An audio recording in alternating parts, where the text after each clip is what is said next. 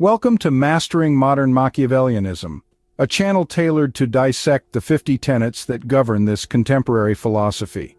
In this episode, we'll be exploring the enthralling world of deception. Have you ever wondered how deception can be a powerful tool when used ethically? Deception, usually associated with trickery, manipulation, and betrayal, carries a negative connotation. However, when wielded with an ethical touch and discerning judgment, it can transform into a potent tool, an ally to help us navigate through life's intricacies, guide us in dealings, and regulate our personal relationships.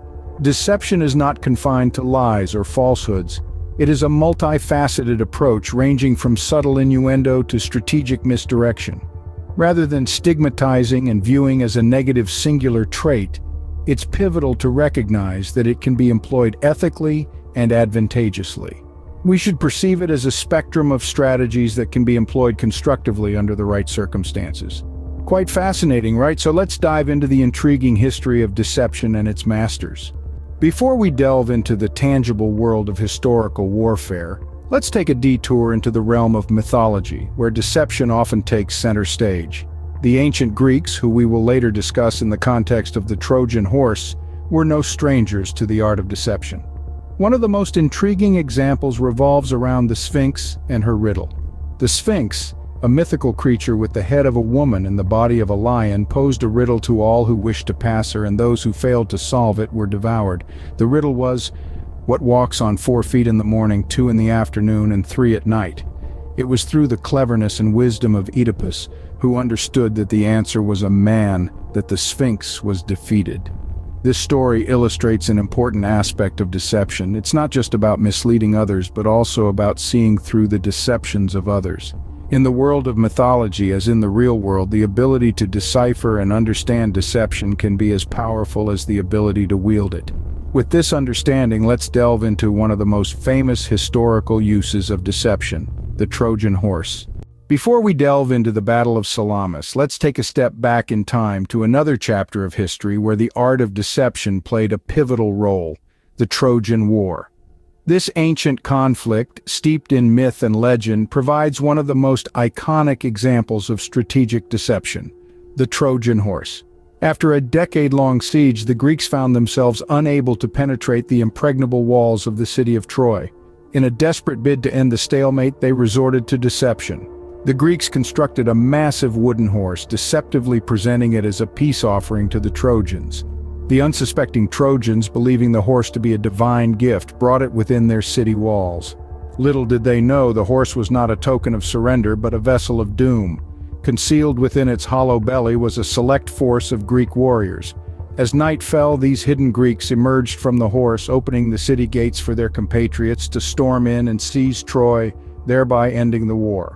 This ingenious act of deception, immortalized in the annals of history and mythology, underscores the potential of strategic deception to turn the tide of conflict. It illustrates that deception, when used innovatively and ethically, can break stalemates and create opportunities for victory. With this in mind, let's move on to the Battle of Salamis, where deception once again played a crucial role. Another remarkable demonstration of deception's power happened during the Battle of Salamis. This epic naval clash took place in 480 BC, pitting the mighty Persian armada against the smaller Greek fleet. The Greeks were at a clear disadvantage, outnumbered and outmaneuvered. But what they lacked in numbers, they more than made up for in cunning and strategy. Enter Themistocles, the Greek commander, a mastermind of deception. He realized that a head-on confrontation would be suicidal. Instead, he decided to turn the tables by using the Persians' numerical strength against them.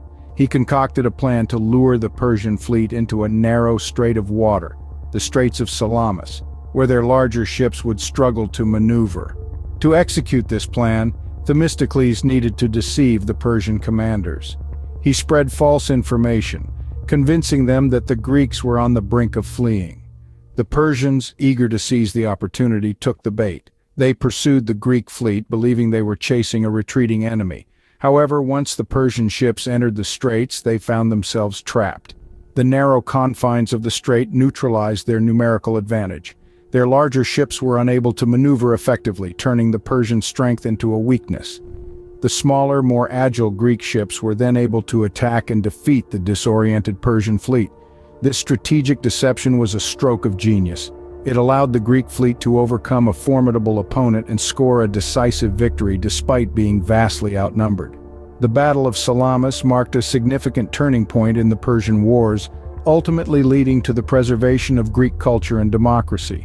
So what can we learn from this historical episode? Deception, when used strategically, can level the playing field.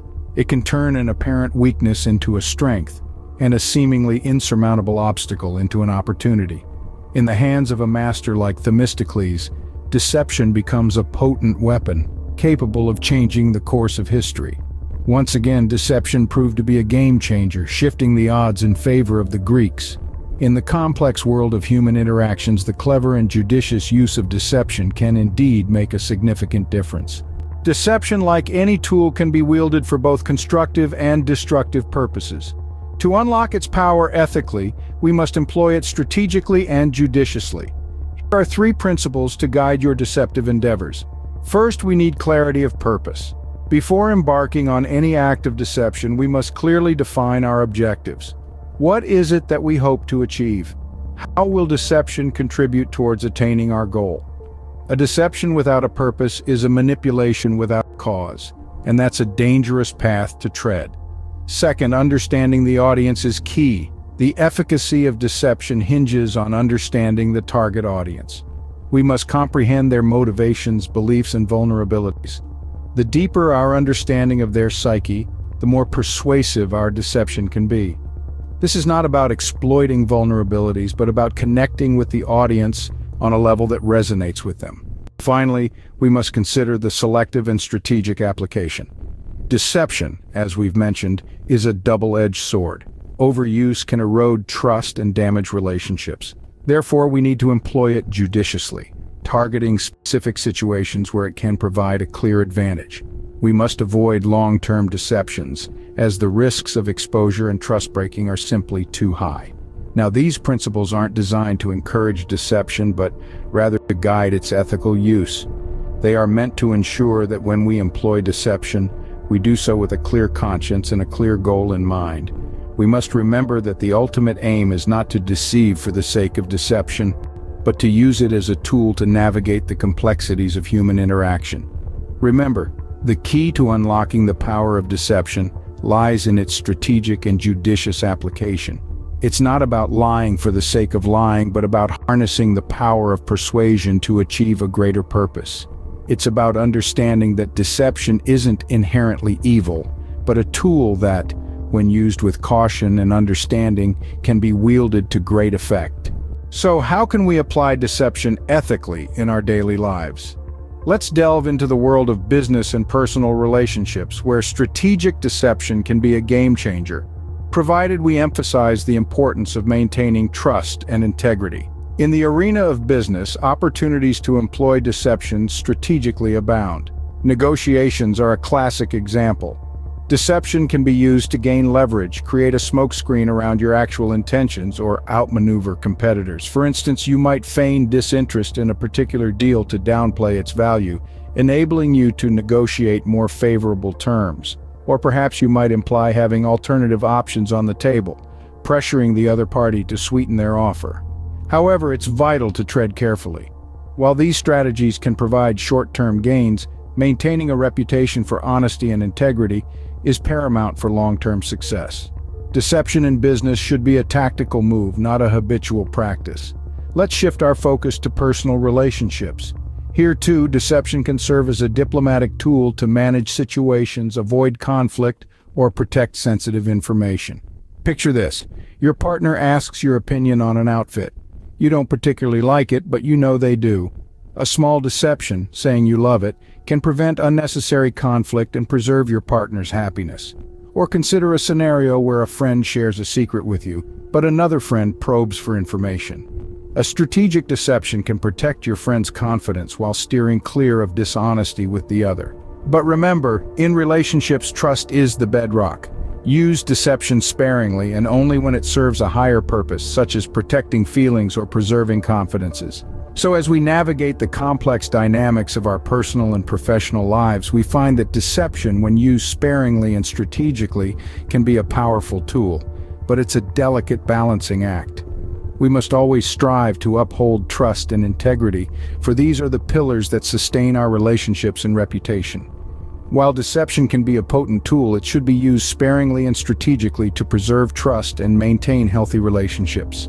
As we've seen, deception can be a powerful tool, but it's crucial to recognize its potential drawbacks. The first, and perhaps most significant, is trust erosion. When deception is uncovered, it can lead to a loss of trust that's difficult to recover, potentially damaging relationships irreparably. If we consistently deceive others, we risk being perceived as untrustworthy, which can isolate us from our social circles and professional networks. Secondly, deception can create a complex web of lies that becomes increasingly difficult to maintain. The more we deceive, the more we need to remember, and the higher the risk of our deception being exposed. Lastly, deception can lead to psychological stress and guilt, particularly if we're deceiving people we care about. Over time, this stress can take a toll on our mental health. So while deception can be a potent tool when used ethically, it's crucial to wield it with care, always maintaining a balance between its benefits and drawbacks. Join us on this learning journey as we continue to provide insightful content and help you grow. Don't forget to subscribe for more knowledge-packed videos.